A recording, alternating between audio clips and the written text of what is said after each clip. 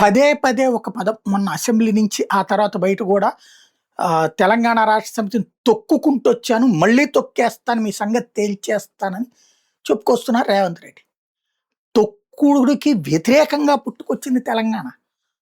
తొక్కేసుకుంటూ వచ్చినటువంటి నిజాం నవాబుని తొక్కేసిన చరిత్ర తెలంగాణది.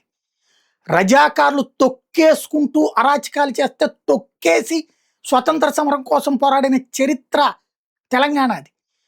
అలాగే హైదరాబాద్ సంస్థానాన్ని విలీనం చేయడానికి ఒప్పుకోకపోతే తొక్కి నార తీసి దారికి తెచ్చినటువంటి చరిత్ర తెలంగాణది.